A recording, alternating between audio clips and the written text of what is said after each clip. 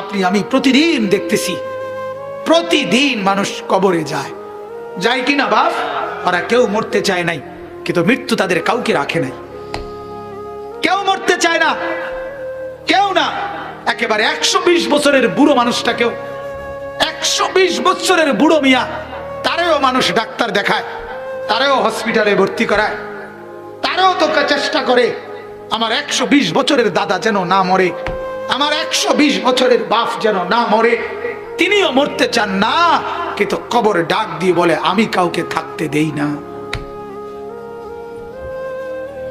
দুনিয়া বলে, মাটি বলে, আরে বন্ধু মরতে তো কেউই চায় নাই, তা আমি তো কাউকে থাকতে দেই নাই।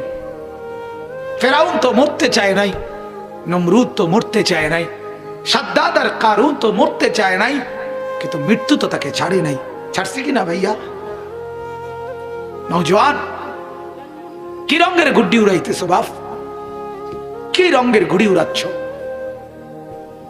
এভাবে ভুলে গেলা কবর, অথচ তোমার সামনে মানুষ অ্যাক্সিডেন্ট হয়, জলজ্জান্ত মানুষ মরে যায়। ওই যে রাস্তায় এখনো শুনলাম, হ্যাঁ, ছোট্ট বাচ্চা, বাচ্চা সহ মরে গেছে। এই তো আমাদের চান্দিনা রাস্তা। আমার মাদ্রাসার হাফেজ সাহেব, আমার মাদ্রাসার উস্তাদ এখনো আছে, হাফেজ মামুন, তার বাবা, তার মা, তার 4 বছরের বোন ঢাকা থেকে আসতেছে, নরসিংদী গাড়ি ডিস্ট্রিক্টের সাথে লাগছে। মার কোলের থেকে বাপ কোলের 4 বছরের মেয়েটারে নিজের কোলে লইছে, লইয়া জড়াইয়া ধরছে। এই সময় একটু পরেই এই ট্রাকে বাড়ি খেয়া বাপও মারা গেছে, কোলের বাচ্চাটাও মারা গেছে, মা বাঁচিয়ে গেছে। আমার কাছে মনে হয়েছে যেন মা তার স্বামীর কোলে দিয়ে বলছে, ধরো তোমার বাচ্চাটাকে নিয়ে যাও তোমার সাথে। তাই রে বাপ, বলেন না আপনি, এই ছেলেদেরকে কে বুঝাবে? ওরা মনে করছে আমরা এত সকাল মরবো না, আর কিছুদিন গুনাহ করি, আর কিছুদিন উলঙ্গ ছবি দেখি, আর কিছুদিন নাচ দেখি, ছবি দেখি, অশ্লীল বেহায়াপনা। আমাদের মা আর বোনেরা বুঝছে, আরো কিছুদিন ফুর্তি করি, রূপ দেখাই, যৌবন দেখাই, রাস্তায় রাস্তায় লম্পটের ভোগের সামগ্রী, নজরের সামগ্রী হই। এই হলো আমাদের মা আর বোনেরা। টেলিভিশন ভুলায় দিছে ওদেরকে আখিরাত, কবর, নর্তকীর নাচ, উলঙ্গ ছবি, গান, বাদ্য, নাটক, সিনেমা, নাচ, গান, ফুর্তি ভুলায় দিছে, ভুলায় দিছে। ঘূর্ণিঝড়ের পরের দিন আমি নরসিংদী গেছি, গিয়ে দেখি রাস্তার পাশে এরকম প্যান্ডেলের ভিতরে যুবক যুবতী ওপেন নাচতেছে, ডেক সেট বাজতেছে। আগের দিন ঘূর্ণিঝড়, অর্থাৎ ঘূর্ণিঝড় যে বিদায় দিছে, এই কারণে খুশিতে আল্লাহর দুশ্মনরা কতক্ষণ নাচতো আর কি। আল্লাহ আমাদেরকে মাফ করে দেন। অতএব আমার বাপ, আমি মনে করাই দিলাম, আমার জন্য, আপনাদের জন্য কবরের সামান বানান, কবরের প্রস্তুতি নেন, কবরের কথা ভাবেন, মৃত্যুর কথা ভাবেন। আল্লাহ নবী সাল্লাল্লাহু আলাইহি সাল্লাম বলছেন, কাফা বিল মাউতে ওয়াইজান, ওয়াজের জন্য, ওয়াজ, এই যে এখন ওয়াজ মাহফিল না এটা, তো নবীজি বলছে ওয়াজের জন্য মৃত্যুর কথা বলা, মৃত্যুর স্মরণ, এটাই যথেষ্ট, এটাই সেরা ওয়াজ, যে মৃত্যুকে স্মরণ করা।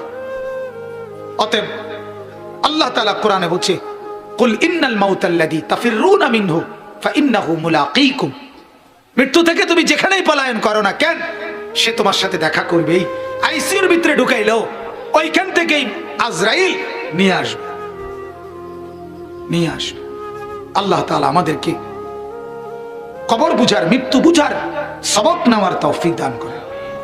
এবার চলেন আয়াতগুলো, এই আয়াতগুলোতে কি বলছেন আল্লাহ তাআলা। এখানে একটা ছোট্ট কথা আগে বুঝলে আপনাদের সুবিধা হবে ইনশাআল্লাহ, অল্প একটু। সেটা হলো আল্লাহ তাআলার কুদরতি একটা নিজাম, সর্বযুগে সর্বজামানায়, একেবারে আদম থেকে শুরু করে আল্লাহ তাআলার একটা নীতি, সুন্নাতুল্লাহ, আল্লাহ তাআলার একটা নীতি, যে আল্লাহ তাআলা প্রত্যেক যুগে মানুষের সংশোধনের জন্য, মানুষের পরিবর্তনের জন্য, মানুষ যেন আল্লাহকে চিনে, আখিরাতকে চিনে, পরকাল চিনে, কবরের কথা বুঝে, আল্লাহর ইবাদত করে, কালেমা উচ্চারণ করে, আল্লাহর হুকুম মতো যেন চলে। যেহেতু আমাদের প্রত্যেকের গন্তব্য আখিরাত, এজন্য আল্লাহ তাআলা কুদরতি ভাবে প্রত্যেক জামানায় যখনই মানুষ বানাইছেন, প্রত্যেকটা মানুষের কানে আল্লাহ তাআলা তার কথা, আখিরাত, পরকাল, কবর, হাসর, মিজান, ফুলসিরাত, করণীয়, বর্জনীয়, এগুলো আল্লাহ তাআলা প্রতিটা মানুষের কানে পৌঁছাবার ইন্তজামও করছে, ব্যবস্থাও করছেন। এটা আল্লাহ তাআলার কুদরতি একটা নিজাম। যেমন আল্লাহ কোরআনে বলছেন, আমি তো যাকে বানাইছি তার রিজিকের দায়িত্ব আমি নিছি। এখন আল্লাহ বানায় নাই কোনটা সেটা কর, কথা বলেন না কেন? আল্লাহ বানায় নাই এমন কি আছে কিছু? তো আল্লাহ বলেন, যা আমি বানাইছি তার রিজিকের জিম্মাদারিও আমি নিছি।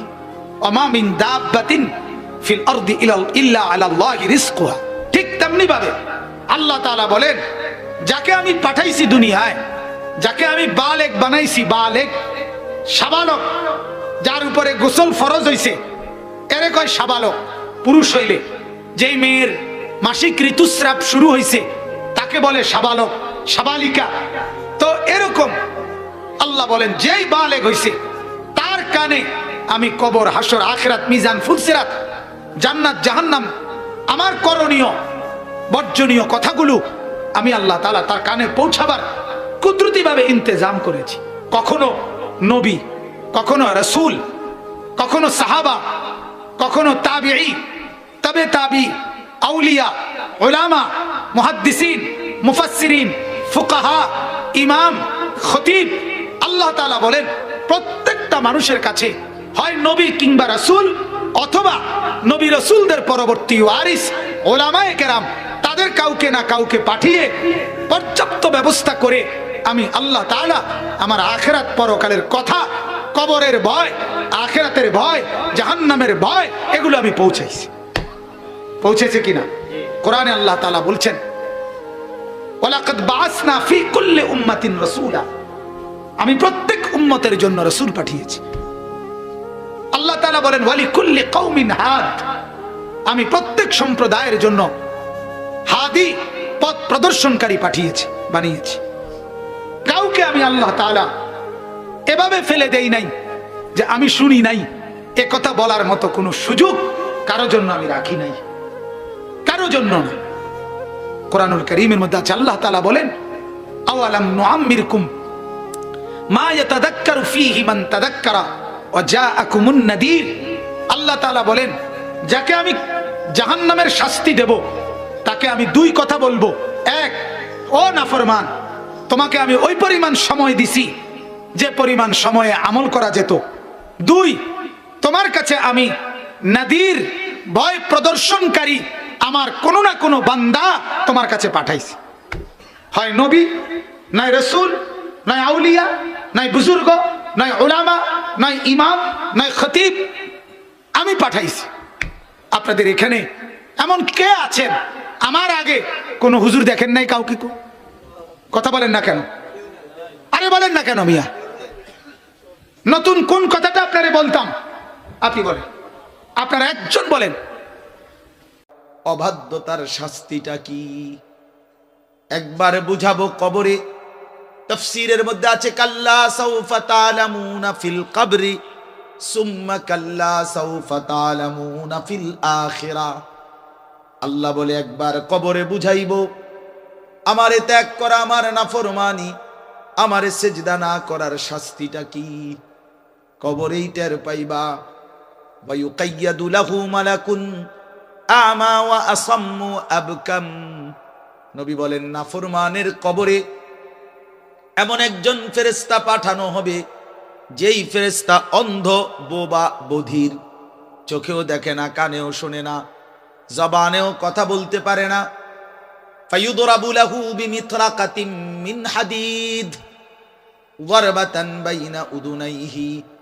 আল্লাহর নবী বলেন ওই ফেরেশতা ওই নাফরমান পাপীকে লোহার হাতুড়ি মুগুর দিয়ে দুই কান বরাবর এমন জোরে আঘাত মারবে, ফায়াসিহু সাইহাতান ইয়াসমাউহা মান ইয়ালিহি ইল্লা থাকালাইন।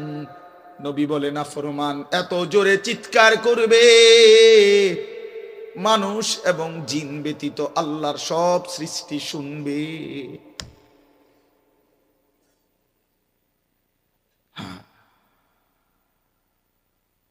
বহু কবরস্থানে এমনও হয় গরু ছাগল রশি ছিঁড়ে লাইতে চায়, জানেন এটা? ওরা শুনে, ওরা শুনে কবরের আযাবের আওয়াজ, এই জন্য রশি ছিঁড়া ফেলতে চায়। প্রিয় বন্ধু, কষ্ট পাইবা, এই অনিবার্য বাস্তবতা কবর ইমানদার হিসাবে অস্বীকার করার কোনো জো নাই, পাশ কাটাইবার কোন সুযোগ নেই। এই দল কিংবা এই দল, আমি কিংবা তুমি, কেহই অনিবার্য এই সত্য, চিরন্তন এই বাস্তবতা, নিদারুণ এই সত্য, কবর, আখিরাত, মৃত্যু, এটাকে পাশ কাটাবার সুযোগ নাই, নাই। অতএব আমি অনেক নওজোয়ান, তোমরা মাশাল এই ভালোবাসা কি দিয়া মূল্যায়ন করা, এই মহব্বত আল্লাহর জন্য।